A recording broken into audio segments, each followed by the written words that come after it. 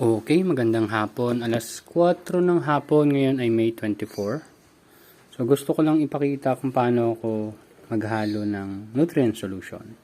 So bumibili tayo nung hindi pa mix, so tayo mag-mix. So binili natin to kay Katanim. So 5 liters to na na nutrient solution. And ang gagamitin natin ngayon ay and then distilled water. Kasi nung unang gamit ko ng Kiss solution, ang ginamit ko lang is tap water. So alam din naman natin na may mga impurities yung tap water, kaya hindi ko masabing tama yung naging comparison ko ng NutriHydro at saka Kiss solution. So ngayon, since ako sa Kiss solution, ang ginamit ko talaga doon is distilled water, kasi yun yung nasa instruction ni NutriHydro eh. Gagawin din natin yun sa Kiss solution. Pero sa B, ito medyo susundin natin yung kay NutriHydro kasi based sa experience ko, talagang walang naging residue sa kanya nung gumamit ako ng medyo maligamgam na tubig. So letter A muna tayo, dun muna tayo sa calcium nitrate. Sa A kasi, sa 5 liters, 2 kilos. Alam ko ganito rin yung ratio ni NutriHydro, so wala namang problema dyan. So yan, binili natin yung kay Katanim. So ihalo ko lang muna, ihalo ko na kaagad dyan. Kung paano ko ginawa yung NutriHydro, ganun ko rin gagawin ang Kiss solution. Although sa instruction ni Kiss, medyo may pagkakaiba sila. Siguro ngayon gagawin ko muna yung instruction ni Kiss dun sa B. Sa A naman wala silang difference eh. Kahit room temp lang na tubig, so ito is 5 liters, so 1.5, then ito ay 3.5, so 5 liters tayo. Tapos may naka-standby ako para naman sa B. Pero sa B kasi kailangan ko pa magpainit ng tubig, or hindi naman kailangan kumulo, kailangan lang maligamgam yung tubig na ihalo natin kasi magkakaroon ng chemical reaction yung nutrient solution. Wait lang, ito. Magkakaroon ng reaction tong ano ba to? Yung nutrient solution na to, yung Kiss, tsaka itong magnesium sulfate. Magkakaroon ng chemical reaction, tapos malamig kasi siya. So pag malamig siya, mahirap siya mag-dissolve sa tubig. Kaya advisable talaga na medyo maligamgam yung gamitin nyo. So ngayon, lagyan ko muna to ng tubig bago natin ilagay yung calcium nitrate. Wait lang. Okay, so nailagay ko na pero hindi ko pa nahalo. So hahaluin ko muna. Hindi naman to lumalamig eh. Hindi katulad nung ang pag-shake ko nito, inaalog ko lang to. So ang nilagay ko dito ngayon is 3.5 liters of water. Tapos nilagay na natin yung buong 2 kilos ng calcium nitrate. So, pag medyo dissolve na siya, tsaka natin idadagdag tong 1.5 liters. Kasi pag nilagyan mo lahat, medyo mahirap alugin. Wala na siyang space para alugin. So, ang maganda naman pala sa ang next na bibili nating kit is yung pang NutriHydro. Yun sa next. Pag naubos ko na yung NutriHydro ko dito, which is nasa mahigit 1 liters pa na nutrient solution. Pag naubos natin, yung sa NutriHydro kit naman ang gagamitin natin. Ang maganda din sa NutriHydro kit, yung yung lagayan nila ng calcium nitrate, nasa 1 kilo lang yata yun, ay nakalagay sa 1 liter na bottle. Wait lang. Ito yata yun. Wait Ito yung magnesium. Okay, so, ayun. So, ito, yung container naman ito is magnesium sulfate. So, meron din tayo nito. Doon kasi kay NutriHydro, yung kit niya, hindi siya exact. Tapos, ayan, ito yung ang maganda lang, nasa ganitong bottle siya, which is magagamit nyo kasi sa pag-store ng mga nutrient solution. Tapos, ito naman yung calcium nitrate niya, ayun. Hindi ko pa nga naubos lahat eh, kasi ang problema naman, yung binili kong 1 kilo na CFF nila, CFF yung tawag nila doon eh. Kulang pala, parang ilang liters lang yun. May instruction naman, wait, pakita ko lang din. Eto, so ayan. Maraming nagtatawag sa bahay. So ito. Ito yung CFF formula ng NutriHydro. And meron din ditong instruction kung paano ka gagawa ng 1 liter ng A, 1 liter ng B. Yan, sinusunod ko yan. Ayan, no? Nakasulat dito, 1 liter ng A, kailangan mo ng 400 grams ng calcium nitrate. So, dito sa ginagawa natin is 5 liters. So, 2,000 grams. So, divide mo ng 5 yun, 400 grams. So, pareha sila ng sukat ni NutriHydro. Sa B naman, yung 1 liter na nutrient solution, kailangan mo ng NutriHydro Lettuce CFF, which is ito, 220 grams. Tapos, kailangan mo ng 180 grams ng magnesium sulfate. Ayan, which is yung kabila. Ayan. Pero kasi ito, nakailang liters ba ako to? 1 kilo lang yata to. 1 kilo lang to. So, ang nagawa ko lang dito ay nasa 4 liters lang. Kasi 4 liters, 900 grams. So, kukulangin na to. Parang nasa ano na lang to. Nasa 100 grams na lang yung solution na natitira dito. So, dahil kulang, hindi ko na siya magamit kaagad. So, kailangan ko pang bumili. Siguro bibili tayo, it's either 1 kilo. Kasi nasa 4 liters din naman eh. Marami pa rin yun. Ayun, pinakita ko lang sa inyo. Pero next time na tayo magtitimpla niyan. Ito, ngayon, i-shake ko lang muna. Titingnan ko kung may mga residue pa. Okay, so, medyo exercise to. Kasi 3.5 liters plus 2 kilos. So, nasa 5.5 yung bigat nito na hinahalo natin. So, dadagdag lang natin to. Ang inisip ko lang, 6.6 liters to eh. 6.6. Hindi ko sure kung aapaw. Sana hindi umapaw. Kasi, pag umapaw, kailangan ko siyang ilipat sa isang mas malaking container bago haluin para maganda yung pagkakamix niya. Actually, binili ko yung 6.6 liters kasi may excess nga to. So, hindi talaga siya pag 5 liters tubig, 5 liters lang. Kasi, 5 liters plus 2 kilos. So, parang 7 liters pala. So, tingnan natin kung hindi hindi lalagpas.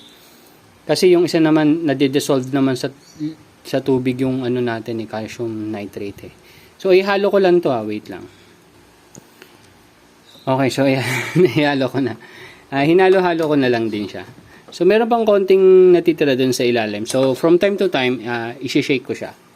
So, ngayon, ang next natin gagawin, tanggalin lang natin tong mga NutriHydro natin.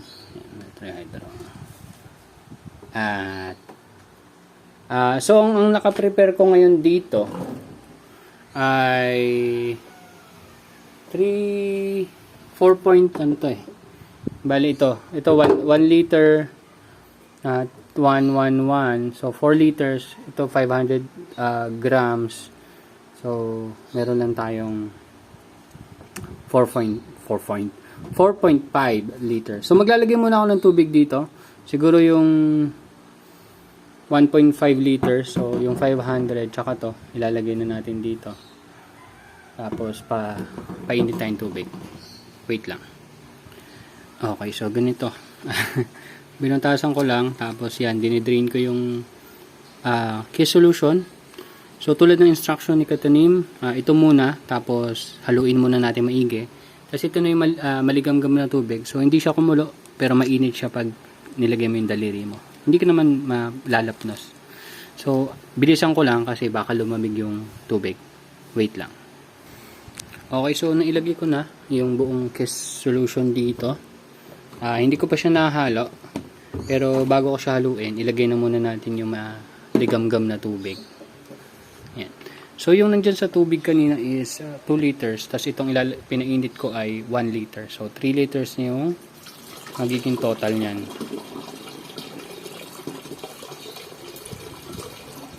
Ilagay ko muna bago kong haluin. Mas madali kasi ma-dissolve pag may maligamgam na tubig. So, mamaya, after natin haluin yan, maglalagay ulit tayo ng 1 liter na tubig, tapos magpapainit ulit tayo bago natin ilagay yung calcium nitrate. So, mapansin medyo naging parang malabo kasi sa maligamgam na tubig. So, haluin ko lang muna. Wait lang. And kung mapansin nyo yung lalagyan pala medyo nagkaroon ng reaction. Yan. Actually, nung hinawakan ko siya kanina ay malamig siya kahit naglagyan ko ng maligamgam na tubig. So, haluin ko lang muna. Yung container pala na to ay nasa, hindi ko sure kung 8 liters to or 10 liters. Pero malaki to. Ayun o, kumpara mo dito sa 6.6. Yan. So, mapansin nyo itong A natin medyo naging clear na. Which is, wala na rin residue sa ilalim. So, goods na yan. So, itong B, hindi ko kasi makita kung may residue. Wait lang. Okay, hindi ko sure kung kita sa video. Pero, yun, parang meron siyang pawis. Kita ba sa video? Ayan. Basta, nagpapawis siya dito. Ayan. Kumbaga parang malamig na tubig na nilabas mo. So, nagpapawis siya sa labas. So, kaya ang ginawa ko, kumuulit ako ng 1 liter. Ininit ko muna. So, yun yung ilalagay natin ulit dito. Tapos ihalo. Pero konti na lang yung residue. Hindi na siya katulad ng una kong gawa na kiss solution na room temperature tapos tap water lang ginamit ko. So, sobrang konti na lang yung residue. So, kaya nag-init pa tayo ng tubig. So, kunin ko lang muna. Talagang maligam-gam lang yung ginawa natin. Wait lang. Okay. So, ito na yung pang 4 liters natin. So, maligam-gam na tubig na naman ulit yan. Actually, yung dati kong ginawa sa Nutri-Hydro, mas mainit pa dito. Pero, ito sakto lang, maligam-gam. So, after ko mahalo to, ilalagay na natin yung magnesium sulfate. Wait lang. Ayun, parang nag-steam. Kasi medyo maligam-gam yung tubig. Haluin ko lang. Okay, so ngayon, malinis na siya. So, maniwala na lang kayo sa akin. Pag nilipat natin siya sa mga iba't ibang container, papakita ko sa inyo kung gaano kalinaw. So, ito yung A natin, tapos ito yung B. Hindi pa tapos. And from time to time, open nyo yung, yung takip. Kasi nagbibuild siya ng pressure sa loob. Hindi ko sure kung ano mangyari pag hinayaan mo eh. Pero, yan, i-open mo lang para mag-release yung pressure.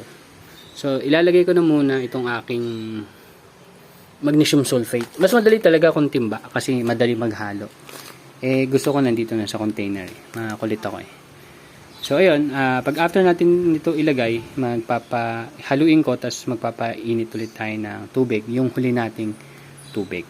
So, wait lang. Okay. So, naubos na natin itong 800 grams ng magnesium sulfate. So, ang wala lang sukat talaga is yung Kiss, yung pinaka-formula niya. So, ngayon, haluin ko lang to. Then, magpapainit tayo ulit ng 1 liter ng tubig. Then, tapos na. So, wait lang muna, ha? Okay. So, habang inaantay kong uminit yung tubig, mga 1 minute lang, quick comparison lang.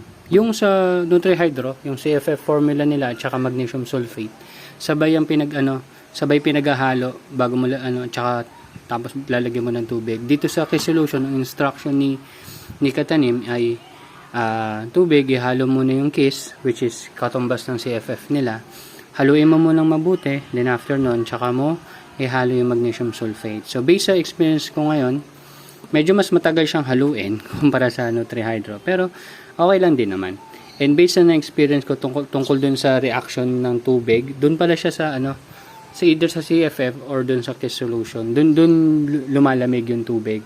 Kaya mas advisable na dun ka gumamit ng maligamgam na tubig para mas madaling ma-dissolve.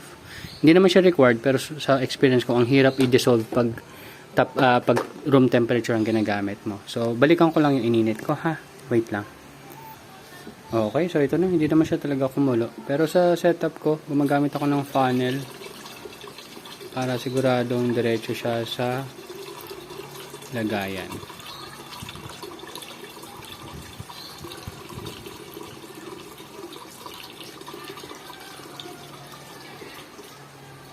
Okay.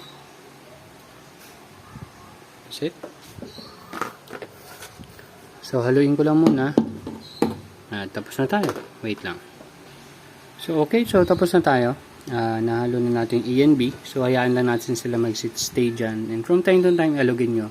Siguro bukas, ililipat ko na siya sa mga container nila.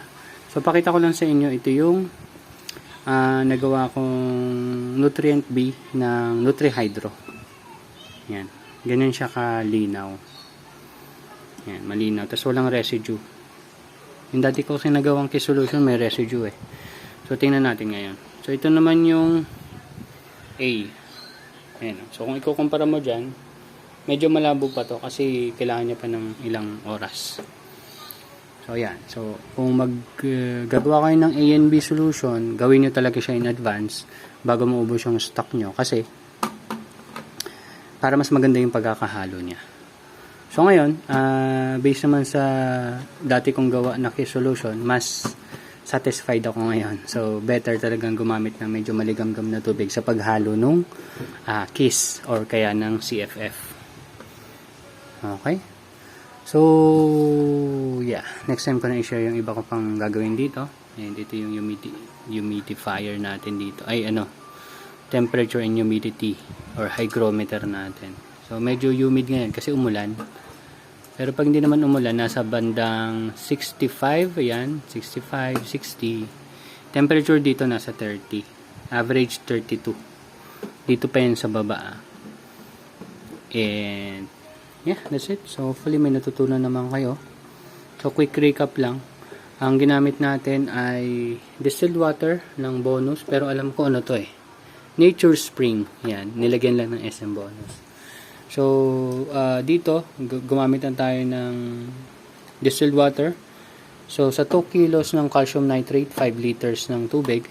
Tapos, dito naman sa B solution, so meron tayong 800 grams ng magnesium sulfate. Tapos, hindi naka-indicate kasi yung Kiss solution kung gaano kabigat. Pero dito, kung parehas man sila ng ratio ng NutriHydro, yung CFF nila ay 220 grams per liter. So, kung 220 grams pumapatak, kailangan mo sa 5 liters, kailangan mo ng 1,100 grams nung Kiss solution sa 5 liters. Hindi ko pala tinimbang, no? Anyway, next time na lang siguro. So, yung next na ma-share ko siguro sa inyo pag bumili tayo ng CFF solution.